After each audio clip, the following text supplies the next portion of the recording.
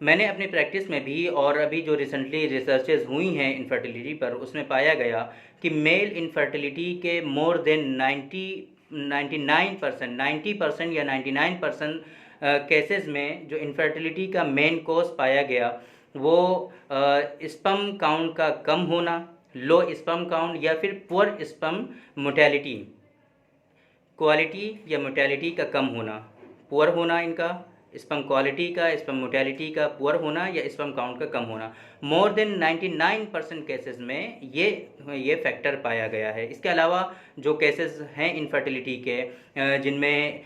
Sperm count भी सही होता है, स्पर्म की क्वालिटी भी सही होती है, उनकी मोटेलिटी भी सही होती है, लेकिन इसके बावजूद भी कुछ लोग ऐसे पाए गए जो बहुत ही कम हैं, लेस देन 1% केसेस में ही ऐसा पाया गया है, जिनमें क्या है कि उनकी फैमिली हिस्ट्री होती है, जेनेटिकल फैक्टर्स होते हैं, या फिर इसी तरीके से एनाटॉमिकल कुछ उनके एबनॉर्मलिटीज़ होती हैं। तो इस तरीके की दूसरी चीज़ें जो असबाब और कॉजेज़ हैं इनफर्टिलिटी के वो पाए जाते हैं। लेकिन मोर देन 99% केसेस में अगर हम देखें तो इनफर्टिलिटी के जो असबाब हैं वो लो स्पर्म काउंट या फिर पुअर स्पर्म क्वालिटी या फिर मोटेलिटी, ये चीज़ें पाई जाती हैं। तो अगर हम बात करें कि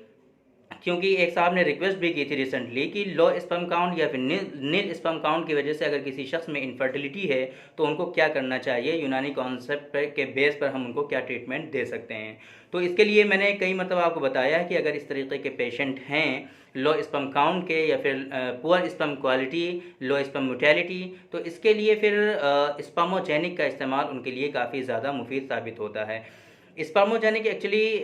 हमारी रिसर्च पर बेस्ड है।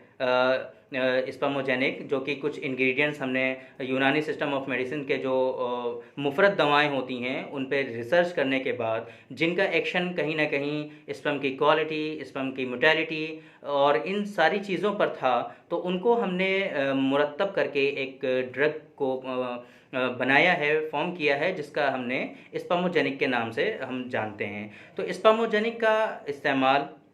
ऐसे सारे पेशेंट में जिनका इनफर्टिलिटी हो, जो कंसीव ना कर पा रहे हों, तो ऐसे पेशेंट, और स्पेशली चूंकि मैंने बताया जैसे कि अभी आपको कि मोर देन 99% केसेस में इनफर्टिलिटी का जो मेन कॉज, मेन सबब और मेन फैक्टर है वो लो स्पर्म काउंट या फिर low poor sperm quality, poor sperm motility ये होता है। तो चूंकि स्पर्मोजेनिक का भी फंक्शन यही है कि ये स्पर्म काउंट को इंक्रीज़ करता है, स्पर्म क्वालिटी को बढ़ाता है, स्पर्म मोटेलिटी को इंक्रीज़ करता है, तो इस वजह से ओवरऑल देखा गया है कि स्पर्मोजेनिक का इस्तेमाल इनफर्टिलिटी में बहुत ज़्यादा मुफीद साबित होता है। बाकी बहुत सारी चीज़ों पर डिपेंड करता है कि अब उनको क्या क्या इस्तेमाल करना है। तो इसके लिए यहाँ पे डिस्प्ले पे मेरा नंबर रहता है, आप इस पर कंसल्ट करके अपॉइंटमेंट ले करके कंसल्ट कर सकते हैं। बाकी फिर मैं उनकी प्रॉपर हिस्ट्री ले करके कुछ इन्वेस्टिगेशन परफॉर्म करा करके फिर हम प्रॉपर वे में उनको मेडिसिन डिस्क्राइब कर सकते हैं। बाकी फ़िलहाल जिन लोगों में भी इनफर्टिलिटी हो तो सबसे स्टार्टिंग में उनको ये करना है कि स्पर्मोजेनिक इसी नंबर पे वो अपना ऑर्डर प्लेस कर सकते हैं और स्पर्मोजेनिक हासिल करके उसका इस्तेमाल कर सकते हैं। स्पर्मोजेनिक की डोज जो है एक्चुअली वो मॉर्निंग में 2 ग्राम और इवनिंग में 2 ग्राम, ये 2 डोज होती हैं, सुबह शाम 2-2 ग्राम इस्तेमाल करना होता है। इसके इस्तेमाल से इंशाल्लाह जो परेशानियां हैं वो ख़त्म हो जाएंगी।